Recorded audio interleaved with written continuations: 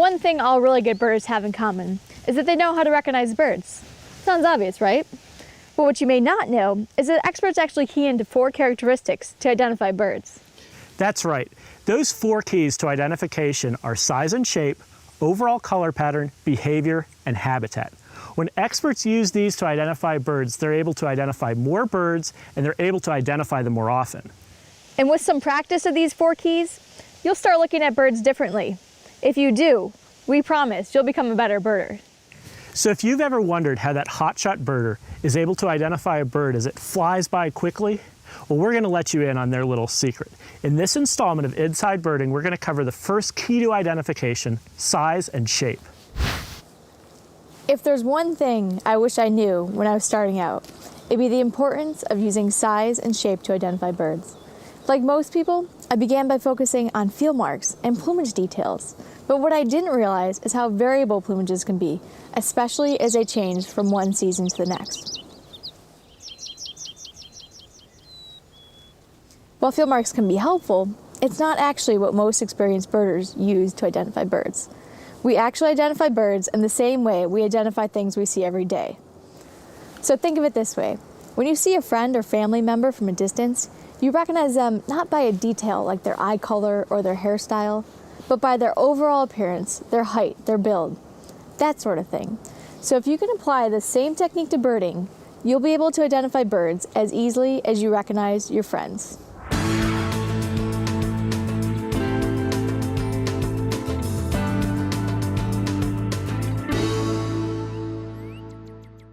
This looks like a really great place to find birds. We've got a great mix of habitat. We've got these low grasses and wildflowers. We've got this big bank of deciduous trees. We have this big conifer over here. We have another bank of conifers over here. And what I really like are all these berry-producing shrubs. That's going to make this a great place to look for American robin. I know what you're thinking. American robin. They're too easy. They're too common. But here's the thing. It makes sense to practice your birding skills with a bird that you know you can locate, and most importantly, really spend time watching it. All right, where are they? Let's go find some robins. It's a couple of phoebes up just where there's the first main rise on the left side.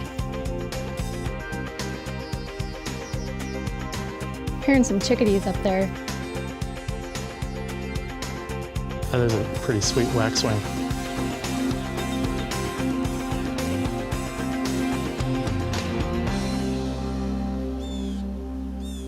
All right, here we go. Here's a robin. Okay, so check it out. We've got a medium-sized songbird. It's definitely smaller than a crow, but larger than a sparrow. So Jessie just did 2 really important things when identifying birds by size and shape. First, she put the bird into the correct group or family of birds. Now I know what you're thinking, that could be pretty hard, but you probably already know more than you think you do. Is the bird a duck? Is it a heron? Is it a raptor? Even the most basic observations are useful. The next thing she did was to make a size comparison. Did you hear how she said it's smaller than a crow, but larger than a sparrow? Making comparisons is key to identifying birds. Yeah, when we're out birding, we're constantly making comparisons, narrowing down the list of species to figure out what we're looking at. Now that we've checked out size, let's look at the shape. Oh, here's a robin teed up just to the left of the tall conifer. Oh yeah. Oh, it's pretty chunky. Kind of pot-bellied. So in observing a bird's shape, it's important to start out with the overall impression of the bird. Jessie thought it was pretty chunky.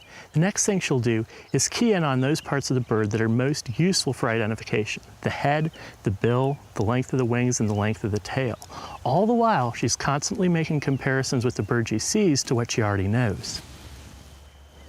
Yeah, so taking a closer look at its shape, we can see that it's got a fairly long bill, rather small head, large body, and the tail is relatively long. Yeah, good description. So if I were to compare this bird to other birds I know, I'd say it has a shorter tail than a mockingbird, but it has a larger body. It doesn't have a crest like a blue jay or a cardinal would. And check out how long those wings are. Nothing like a house wren's stubby wings. I don't think I can overstate the importance of making comparisons when you're out birding. Now I know this is going to sound a little bit weird, but one of the best type of comparisons that you can make is to compare the bird to itself. And that's the subject of today's Pro Insight.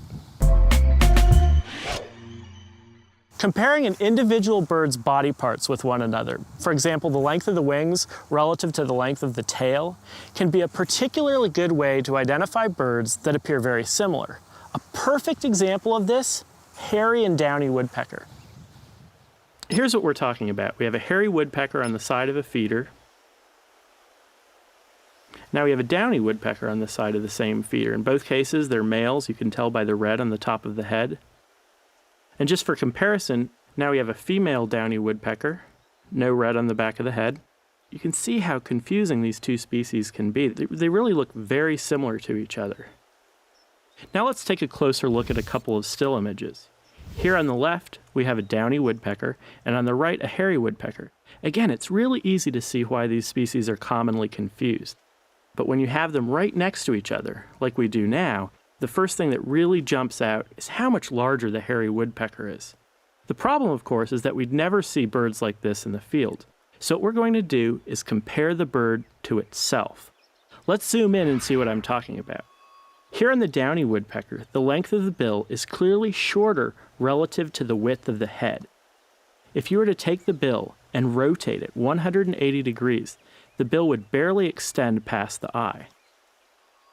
If we turn our attention now to the hairy woodpecker, here we can see that the bill is obviously larger and longer relative to the width of the head. If you were to take its bill and rotate it 180 degrees, the bill would extend well past the eye. Let's take one last look at these together, and it becomes clear what I'm talking about. But these are still photos, and still photos are really easy. So now let's take a look at birds as we might see them in the field, and put this ID skill to use. This one's pretty easy.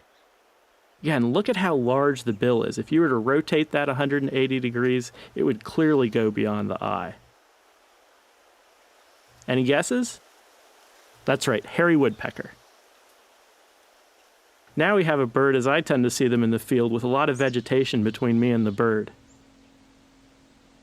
But that is a tiny bill. That's right, it's a downy woodpecker. Oh, this is pretty sweet. We have a bird at a nest cavity. Again, look at the length of the bill. That's a monster. You know what it is? Hairy woodpecker. Good view. Again, really large bill. Another hairy woodpecker. All right, so you're probably getting the hang of this by now. You know, separating hairy and downy woodpeckers is just one of many identification challenges that can be quickly solved using this type of comparison. The great thing about it is you don't need another object or another bird to make comparisons to. All you have to do is compare the bird to itself.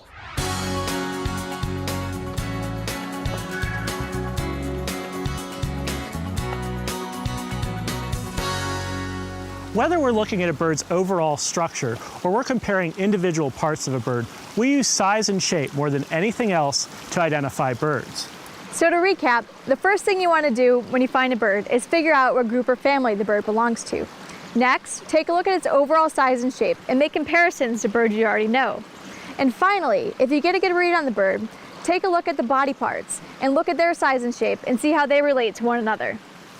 Now keep in mind, size and shape alone may not be enough to enable you to identify every bird you see in every situation. But when you combine size and shape with overall color pattern, behavior, and habitat, the other three keys to identification which we'll cover in future episodes, size and shape becomes a powerful way of identifying birds. And remember, birds are everywhere, so get out there and take your birding to the next level. This looks good for saw-whet owl if there'd be a little more understory.